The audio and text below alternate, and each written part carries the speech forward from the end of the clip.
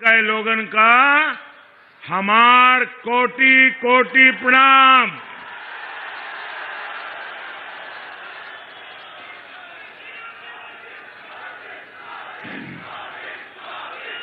सबसे पहले तो मुझे पहुंचने में विलंब हुआ, इसके लिए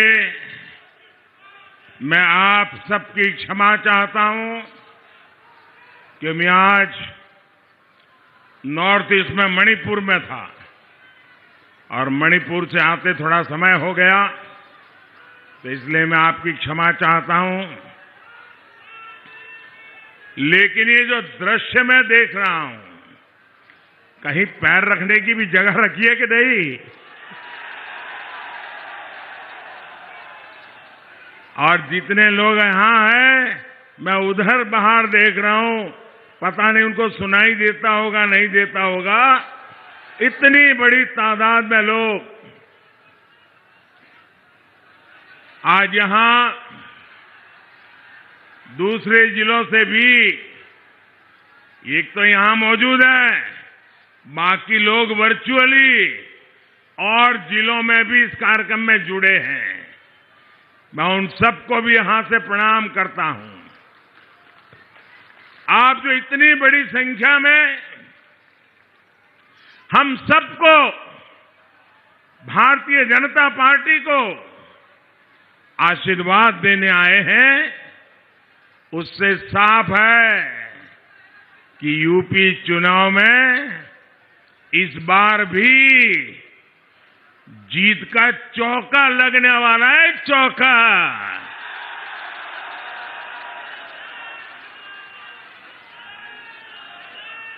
एक बार 2014, दूसरी बार 2017, तीसरी बार 2019 और इस बार चौका।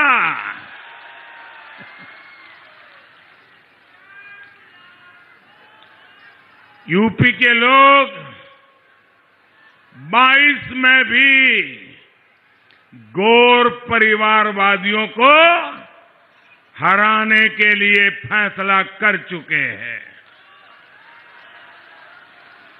भाई और बहनों, हिंदुस्तान का कोना कोना शौर्य और पराक्रम की गाथाओं से भरा हुआ है। हमारी मिट्टी ही हमारे मिजाज को तय कर देती है।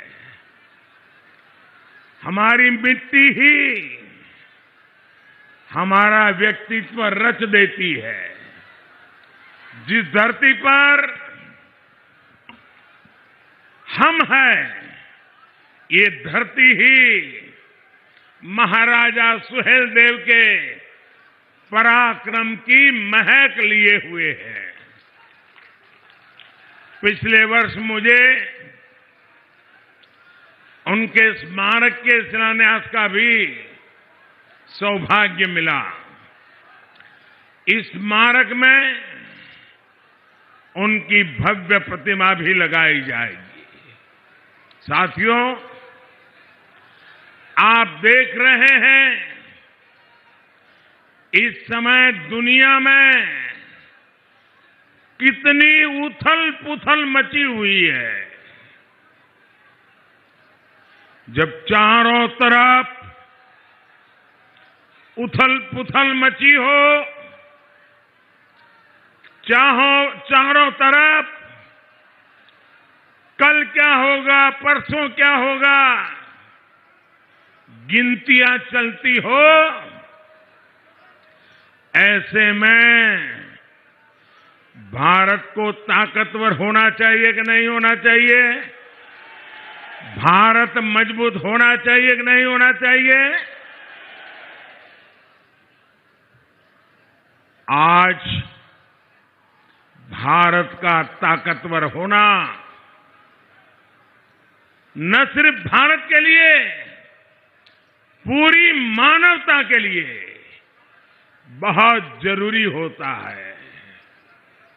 आज आपका एक एक वोट भारत को ताकतवर बनाएगा।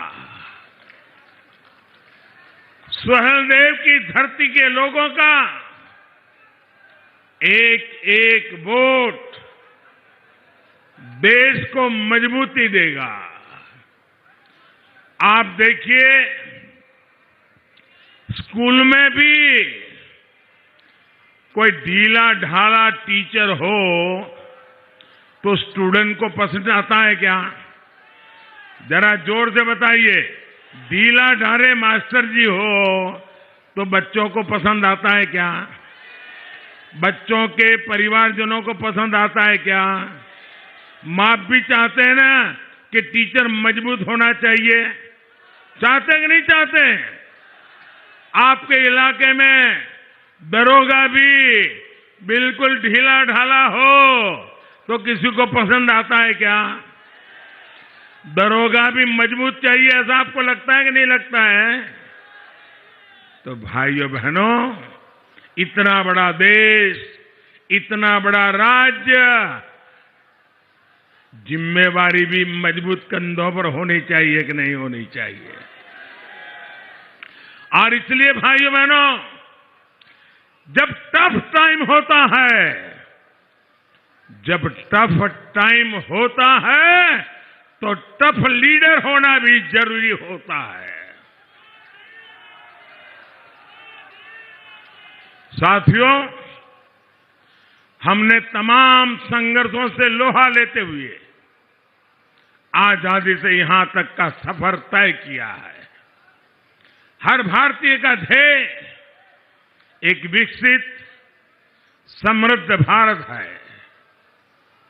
इस समृद्ध भारत के लिए उत्तर प्रदेश का समृद्ध होना, उत्तर प्रदेश का विकसित होना उतना ही जरूरी है। आज हम सभी आपके सामने इसी महायज्ञ के लिए आपका सहयोग मांगने आए हैं। उत्तर प्रदेश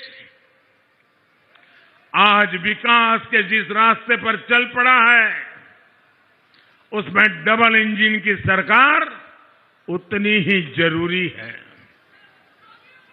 साथियों, मैंने 2014 से लेकर 2017 तक इन गौर परिवारवादियों का, उनका कामकाज, उनका कारोबार, उनके कारनामे बहुत करीब से देखे हैं। दुख होता है जब अपने स्वार्थ के लिए गौर परिवारवादियों की सरकारें जनता के हित को ही स्वाहा कर देती है। 2017 से पहले बस्ती, गोंडा, बहराइच, बलरामपुर के लोगों ने भी बहुत भेदभाव झेला था कि नहीं झेला था? आपके साथ भेदभाव होता था कि नहीं होता था? अब योगी जी की सरकार पिछले 5 सालों से हर वो प्रयास कर रही है जो आपके जीवन में सहूलियत ला सके, जो गरीब को सम्मान दे सके। और निश्चित तौर पर इसमें बहुत बड़ी बाधा थी यूपी की बिगड़ी हुई कानून व्यवस्था। बीते 5 साल में भाजपा सरकार यहां की कानून व्यवस्था को पटरी पर ले आई है।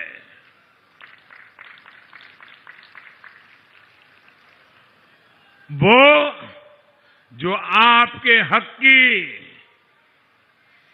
जमीन पर बैठे थे, वो जो आप पर भय बनाकर बैठे थे, वो जिनके डर से आप घरों से निकलने से बचते थे, जिनकी वजह से हमारी बहन बेटियां परेशान थी, वो सब आज काबू में है। लेकिन अभी ये पूरी तरह न सुधरे हैं न समझे हैं, वो मौके की तलाश में है। अभी वो अंतिम सांस ले रहे हैं। अगर दोबारा इनको मौका मिल गया तो उनकी जान में जान आ जाएगी। आने देना है क्या? आने देना है क्या? भाइयों बहनों, ये जो समझ नहीं रहे हैं, अभी भी सुधरे नहीं है, अभी भी आखिरी सांस ले रहे हैं और बदले का भाव लेके बैठे हैं, उनको दोबारा खड़े नहीं होने देना है। साथियों, भाजपा सरकार के प्रयासों की वजह से अब उत्तर प्रदेश में डर का माहौल दूर हो रहा है और डर उनको लग रहा है जो दशकों तक निर्दोषों को डराते रहते थे, वो आज डर के मारे कांप रहे हैं। आपके लिए आगे बढ़ने के रास्ते खुल रहे हैं, नए रास्ते बन रहे हैं। आप बच्चे को अच्छी शिक्षा देना चाहते हैं, इसलिए भाजपा सरकार स्कूलों की स्थिति सुधार रही है। आप अपने बच्चों को उच्च शिक्षा देना चाहते हैं, इसलिए भाजपा सरकार हर जिले में मेडिकल कॉलेज खोल रही है, नए इंजीनियरिंग संस्थान बना रही है, आईटीआई पॉलिटेक्निक में सीटें बढ़ा रही है। आप अपनी दुकानदारी करना चाहते हैं, अपना कारोबार शुरू करना चाहते हैं, इसलिए भाजपा सरकार मुद्रा योजना के जरिए आपको बैंकों से आर्थिक मदद दे रही है। स्टार्टअप योजना के जरिए आपको पैसा दे रही है। आप चाहते हैं कि इलाज पर खर्च कम हो, बेहतर इलाज की सुविधा मिले, इसलिए भाजपा सरकार आयुष्मान योजना के तहत 5 लाख रुपए तक के मुफ्त इलाज की सुविधा दे रही है। गांव देहात में भी हेल्थ और वेलनेस सेंटर बनवा रही है। सामान्य मानवी के जीवन के हर पड़ाव, उसकी हर जरूरत, उसको ध्यान में रखकर हमारी सरकार योजनाएं लागू कर रही है। और ये सब काम बिना भेदभाव हो रहा है, बिना तुष्टीकरण किए हो रहा है। और यही तो है सबका साथ, सबका विकास, सबका विश्वास और सबका प्रयास।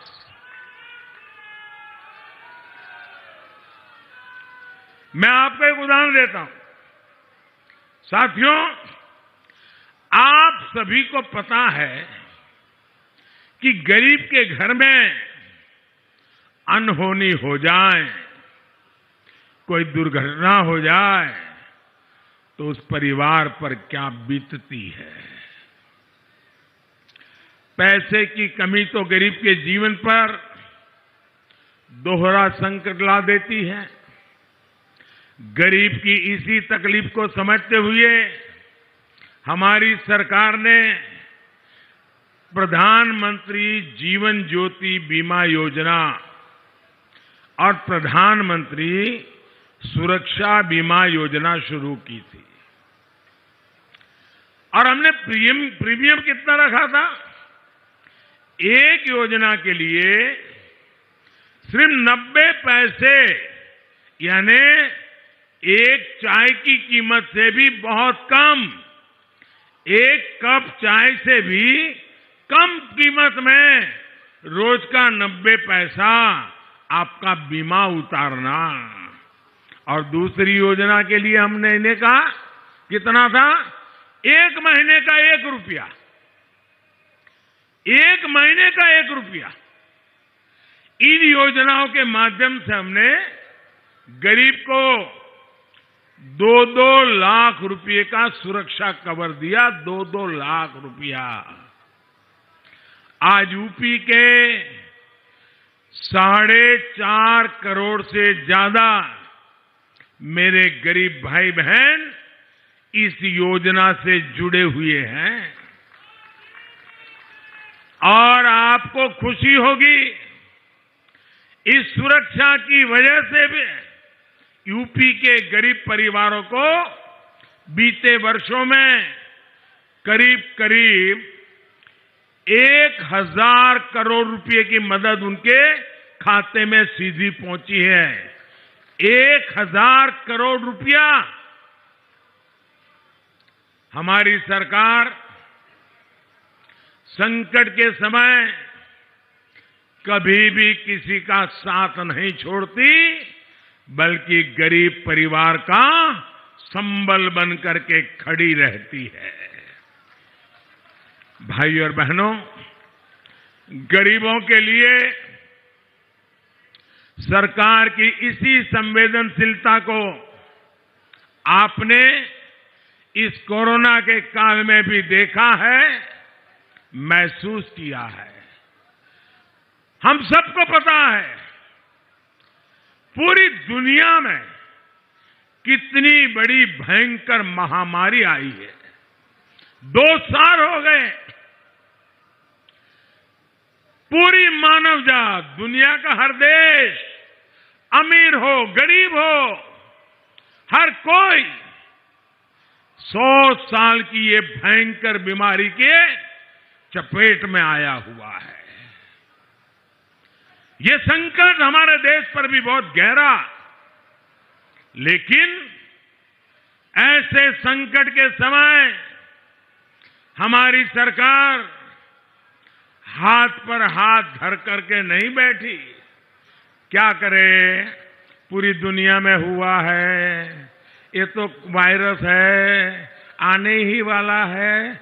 हम रोते नहीं रहे, बैठे नहीं रहे, हमने एक के बाद एक इस समस्या के सामने रास्ते खोजते रहे, देश के लोगों की जिंदगी बचाने के लिए लगे रहे। ऐसे कालखंड में कोई भी गरीब भूखा न रहे, किसी गरीब के घर में चूल्हा न जले, कोई गरीब का संतान रात को भूखे पेट सो न जाए, इसलिए हमारी सरकार अन्न के भंडार खोल दिए। दोस्तों, अन्न के भंडार खोल दिए। पूरे देश में, दुनिया को भी अचरज होता है, 80 करोड़ लोगों को करीब करीब 2 साल से मुफ्त में राशन मिल रहा है। और हमारे उत्तर प्रदेश में 15 करोड़ लोगों को, 15 करोड़ लोगों को मुफ्त में राशन पहुंचा है। भाइयों बहनों, गरीब आज भाजपा को आशीर्वाद दे रहा है। इसी संकट के समय हमारी सरकार ने इस बात पर जोर दिया कि कोई भी गरीब, हिंदुस्तान का कोई भी नागरिक, अमीर हो या गरीब हो, उच्च मध्यम वर्ग हो या निम्न मध्यम वर्ग हो, शहर में रहता हो या गांव में रहता हो, स्त्री हो या पुरुष हो, कोई भी वैक्सीन से छूट ना जाए। आप सबको वैक्सीन लगा है, टीका लग गया है? जरा हाथ ऊपर करके बताइए, टीका लगा है? आप मुझे बताइए, आपको टीका लगाने के लिए एक नया पैसा भी खर्चा करना पड़ा क्या? जोर से बोलिए ताकि ये जरा गौर परिवारवादियों को पता चले। कोई खर्चा आया क्या? कोई आपको पैसा देना पड़ा क्या? एक भी रत्ती रुपया देना पड़ा क्या? भाइयों बहनों, इतना बड़ा सेवा काम, इतना बड़ा देश और इतने कम समय में, लेकिन इन गौर परिवारवाद लोगों ने देश की जनता को गुमराह करने के लिए, आपको बहकाने के लिए दिन रात नए नए मनगढ़ंत तर्क दिए, अफवाहें फैलाई, भ्रम फैलाई। लेकिन भाइयों बहनों, आपका मेरे प्रति जो विश्वास था, आपका मेरे प्रति जो प्रेम था, उसके कारण वे सफल नहीं हो पाए और आज हर नागरिक के तक टीका पहुंच गया। भाइयों, उन्होंने ये तक कह दिया कि वैक्सीन तो भाजपा की है। इन लोगों ने आप लोगों को उकसाया, ये तो भाजपा की वैक्सीन है, ये भाजपा के रंग वाली वैक्सीन है, ये भाजपा के कमल वाली वैक्सीन है, इसलिए वैक्सीन मत लगाओ। आपने उनकी एक भी बात नहीं सुनी, जैसे वैक्सीन में उनकी बातें नहीं सुनी है, चुनाव में भी मत सुनना। आपने हमारी बात मानी और टीका लगवाया। मैं आपका हृदय से धन्यवाद करता हूं भाइयों बहनों। और तो और इन लोगों ने तस्वीरें दिखाकर यूपी को बदनाम करने का भी काम किया। साथियों, दशक तक हमारे यहां गरीबी हटाओ के नाम पर, समाजवाद के नाम पर सिर्फ और सिर्फ वोट बटोरे गए और बाद में धन लूटा गया।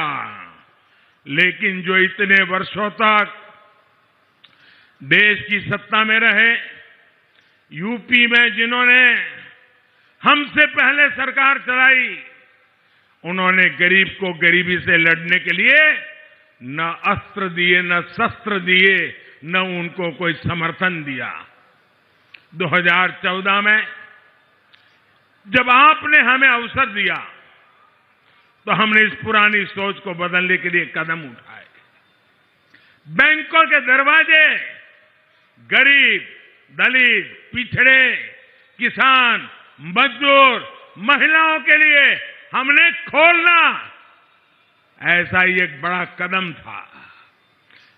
गरीब कभी बैंक के दरवाजे तक नहीं जा सकता था, आजादी के इतने दशकों के बाद भी नहीं जा सकता था। हमने बैंक के दरवाजे गरीबों के लिए खोल दिए दोस्तों। वरना पहले ये माना जाता था कि जिसके पास पैसा होता है वही बैंक जाता है, गरीब के पास भी बैंक खाता हो। पहले की सरकारों ने इसकी जरूरत ही नहीं समझी। ये भाजपा की सरकार है जिसने देश भर में 44 करोड़ गरीबों के जनधन खाते खुलवाए भाइयों बहनों। और इन जनधन खातों की ताकत देखिए। ये मेरा घोर विरोध करने वालों ने आंख बंद करके उस समय जनधन खाते का भी विरोध किया था, उसकी भी मजाक उड़ाई थी। बोले लोगों के पास पैसे नहीं है, खाते खुल करके क्या करेंगे, ये जनधन खाता तो ड्रामा है, ऐसे ही बैंक के कागज खराब कर रहे हैं, ऐसी ऐसी बातें बोली थी। लेकिन जनधन खातों की ताकत देखिए साथियों। बच्चों की पढ़ाई के लिए सरकारी मदद बिना बिचौलिए, बिना कट सीधे बैंक खाते में पहुंच जाती है। पीएम किसान निधि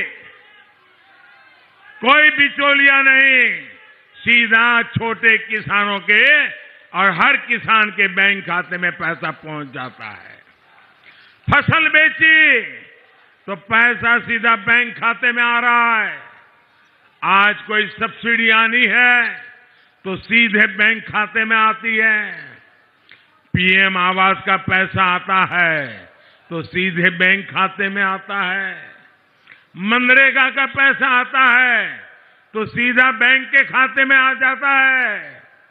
जो पहले आपके हक पर डाका पड़ता था, बिचौलिए जो आपका पैसा खा जाते थे, उनके लिए भाजपा सरकार ने दरवाजे बंद कर दिए।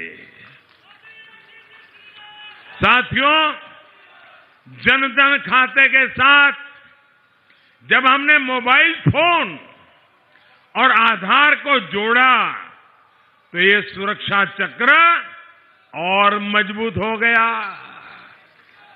अब हमारे छोटे किसानों, पशुपालकों, मछली पालकों को भी जनधन खातों के कारण बैंकों से आसान ऋण मिलना संभव हो पाया है। आपको पता होगा, हमारे देश के एक प्रधानमंत्री सार्वजनिक रूप से बोले थे। उन्होंने कहा था कि मैं दिल्ली से 1 रुपया भेजता हूं तो गरीब के घर 15 पैसा पहुंचता है। 1 रुपया भेजता हूं तो सिर्फ 15 पैसा पहुंचता है। तो ये 85 पैसे किसके जेब में जाते थे भाई? ये कौन मार लेता था? ये कौन मार लेता था पैसे? अगर 1 रुपया भेजा है तो 100 पैसे पूरे गरीब के खाते में जाने चाहिए कि नहीं जाने चाहिए? 100 के 100 पैसे गरीब को मिलने चाहिए कि नहीं मिलने चाहिए? अब मैंने ये पक्का कर लिया कि गरीब के खाते में दिल्ली से मैं 1 रुपया भेजूंगा तो बीच में कोई हाथ नहीं लगाएगा, 100 के 100 पैसे पहुंचेंगे। अब मुझे बताइए भैया, ये जिनकी दुकानें बंद हो गई, जिनको ये मलाई खाने को मिलता था, उनको मेरे पे गुस्सा आएगा कि नहीं आएगा? आएगा कि नहीं आएगा? वो मोदी को गाली देगा कि नहीं देगा? मोदी का बुरा बोलेगा कि नहीं बोलेगा? मोदी के पीछे पड़ जाएगा कि नहीं पड़ जाएगा? मोदी ने कोई गुनाह नहीं किया। गुनाह यही है कि मलाई खाने वालों की कटकी बंद कर दी है। आप मुझे बताइए, मैंने सही किया कि गलत किया? सही किया कि गलत किया? ये करना चाहिए था कि नहीं करना चाहिए था? अगर मैंने सही किया तो आप मेरे साथ रहोगे, पूरी मुझे ताकत दोगे। आपकी जितनी ताकत मिलेगी उतने ही ताकतवर फैसले मैं करूंगा भाइयों बहनों। अब आप देखिए, हमने स्वनिधि योजना के माध्यम से रेहड़ी पटरी ठेले वालों को भी बैंकों से बिना गारंटी का लोन दिया जा रहा है। इस प्रकार के काम तभी होते हैं जब सही मायने में गरीब को सशक्त करने का इरादा मन में होता है। वरना दशकों से गौर परिवारवादी तो सिर्फ नारों से ही काम चला रहे थे। साथियों, आजकल ये लोग नौकरी को लेकर बड़े बड़े दावे कर रहे हैं। इनकी सच्चाई भी मैं आज आपको बताना चाहता हूं। यहां योगी जी ने 5 साल में करीब 5 लाख युवाओं को सरकारी नौकरी दी, जबकि योगी जी के आने से पहले 10 साल तक जो सरकारें चली, उन्होंने 10 साल में सिर्फ 2 लाख लोगों को ही काम दिया था, नौकरी दी थी भाइयों। 10 साल में 2 लाख और 5 साल में 10 लाख, 5 साल में 5 लाख लोगों को नौकरी दी भैया, भाइयों बहनों। और तब कारोबार क्या था? किसी की सिफारिश लगानी पड़ती थी, किसी नेताजी का कुर्ता पकड़ के चलना पड़ता था, गरीब मां को अपनी जमीन गिरवी रख करके करप्शन के पैसे देने पड़ते थे, तब जाकर के मुश्किल से बेटे का इंटरव्यू निकालता था। भाइयों बहनों, गरीब को इतना नुकसान इन लोगों ने किया था। भाइयों बहनों, हमने वो स्थिति बदली है। क्या युवाओं के भविष्य से खिलवाड़ करने वाले ऐसे लोग, क्या हम उनको माफ कर सकते हैं? ऐसे लोगों को माफ कर सकते हैं? ग्रुप सी और ग्रुप डी की भर्तियों में हमने इंटरव्यू समाप्त करने का भी बहुत बड़ा निर्णय कर लिया और उसका लाभ भी ये सब कटकी कंपनी को दरवाजे दिखा दिए। भाइयों बहनों, दरवाजे दिखाइए और गरीब को अर्जी करने पर योग्यता के आधार पर घर पे ऑर्डर आ जाता है। भाइयों साथियों, आज ये परिवारवादी लोग किसानों की भी बातें करने लग गए हैं। उन्हें लेकर भी बड़े बड़े दावे किए जा रहे हैं, लेकिन बहराइच का किसान इनकी सच्चाई भी जानता है। ये वो लोग हैं जिन्होंने उत्तर प्रदेश में दर्जनों चीनी मिलें बंद करवा दी कि नहीं करवा दी? चीनी मिलों को ताले लगवाए कि नहीं लगवाए? ये वो लोग हैं जिन्होंने यूरिया और खाद के लिए किसानों पर डंडे चलवाए। ये वो लोग हैं जो किसान को गन्ने की पर्ची के लिए तरसा देते थे। पिछली सरकार के समय बहराइच के 75,000 किसानों को ही सरकारी खरीद का लाभ मिल पाया था, जबकि हमारी सरकार ने सिर्फ बहराइच में गेहूं और धान के करीब 2 लाख किसानों से सरकारी खरीद की। यूपी के किसानों को छुट्टा जानवरों से हो रही दिक्कतों को हम गंभीरता से ले रहे हैं।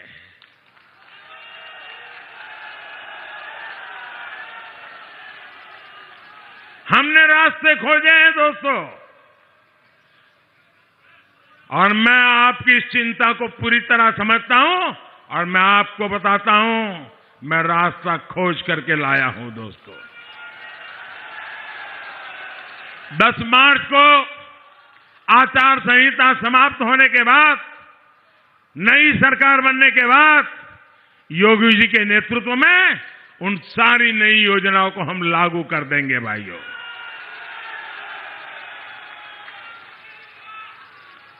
इन लोगों का काम करने का तरीका क्या रहा है, इसका उदाहरण सरयू नहर राष्ट्रीय परियोजना भी है।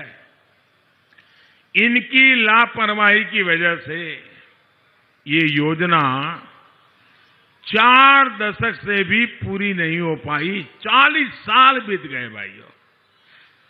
ऐसे लोगों की क्या जरूरत है? अरे आपके घर में काम करने वाला व्यक्ति अगर 2 घंटे तक काम करना पूरा है और 2 दिन तक नहीं करता है तो उसको रखते हैं क्या? आप रखते हैं क्या? उसको कहते हैं बाबा जाओ, तुम नहीं कर सकते हो, कह के देने। ऐसे लोगों को सरकार में वापस लाओगे क्या? लाओगे क्या?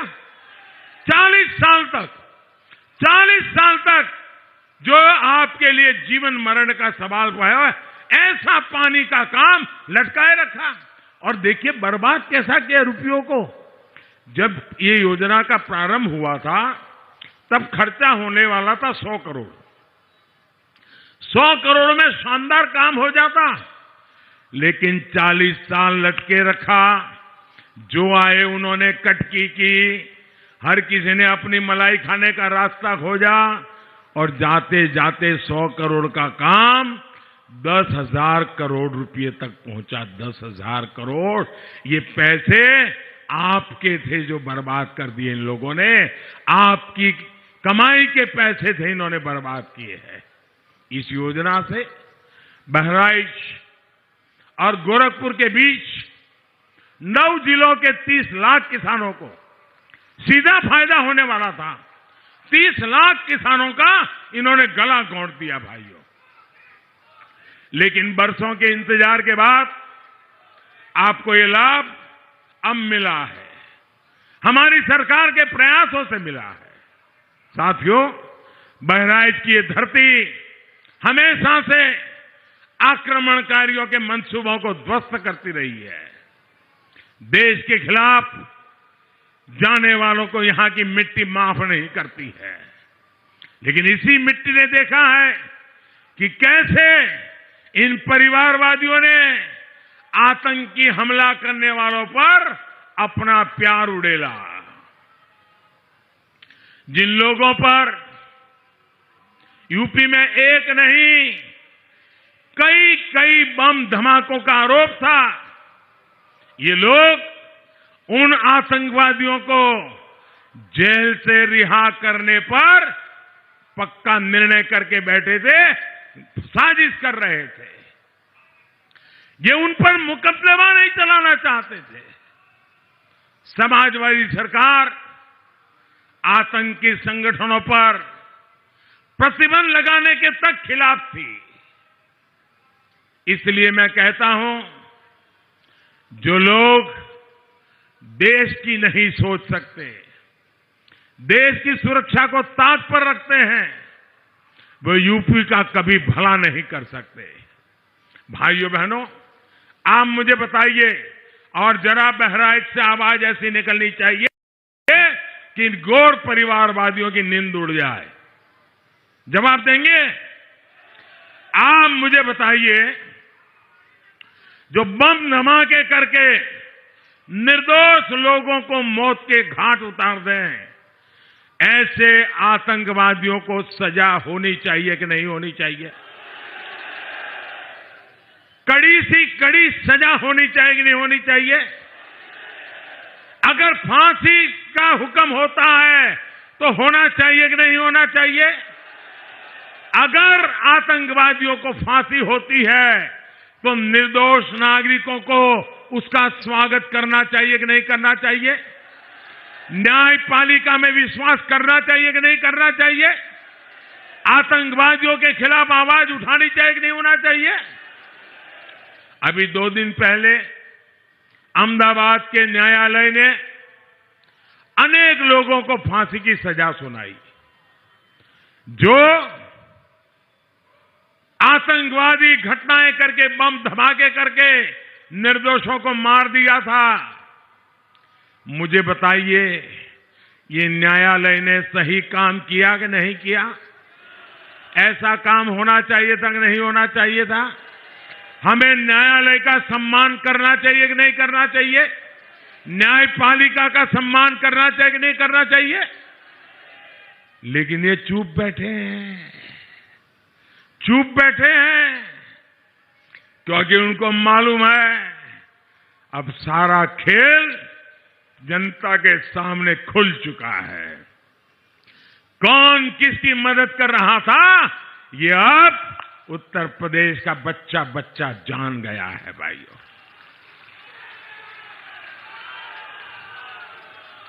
बहराइच, गोंडा, श्रावस्ती, बलरामपुर जिलों में विकास को रफ्तार दी जा सके, इसके लिए कई 100 करोड़ रुपए इसकी योजनाओं पर तेजी से काम चल रहा है। बहराइच गोंडा रेल मार्ग पर इलेक्ट्रिक ट्रेन की शुरुआत का रास्ता खुल गया है। यहां नए पुल बनाना हो या फिर कनेक्टिविटी के काम, हमारी हर कोशिश उत्तर प्रदेश के विकास के लिए है। 10 मार्च के बाद हमारी सरकार ऐसे कार्यों के लिए आपकी सेवा के लिए नई ऊर्जा के साथ जुटेगी। लेकिन भाई और बहनों, आपको ये और बात गांठ बांध लेनी है, माफियावादियों को मौका मिला तो ये लोग गांव गरीब की योजनाओं को बंद कर देंगे, बदले की भावना से बंद करेंगे। जिसको मौका पड़ेगा वो बदला लेने की ताक में है। क्या बदला लेने देंगे? बदला लेने देंगे? जो बदला लेना चाहते हैं उनको आने देंगे? ये बदला वालों को अवसर देंगे? भाइयों बहनों, कमीशन, क्राइम, कब्जेदारी, यही लोग फिर से मैदान में उतर आएंगे। इसलिए आपको ज्यादा से ज्यादा संख्या में भाजपा को वोट देना है। कमल के निशान पे बटन दबाना है। एक वोट भी छूटना नहीं चाहिए। आप मुझे बताइए, आज मैं हेलीकॉप्टर से देख रहा था, इतनी जबरदस्त भीड़, इतनी जबरदस्त भीड़, इतनी बड़ी तादाद में आप लोग आए हैं। आप थक गए होंगे। अब मन करता होगा मोदी जी आ गए, योगी जी आ गए, सभा शानदार हो गई, चलो अब सो जाते हैं। सो जाएंगे? नहीं सो जाएंगे ना, घर घर जाएंगे। ऐसे नहीं, जवाब पूरी ताकत से दो। घर घर जाएंगे, मतदाताओं को मिलेंगे, मेरी बात पहुंचाएंगे, मेरे प्रणाम उनको कहेंगे। मोदी जी आए थे, आपको नमस्ते बोला है, बता देंगे और बताएंगे मोदी जी ने आपसे कुछ मांगा है। आप उनको बताएंगे मोदी जी ने कहा है वोट डालना है, बताएंगे।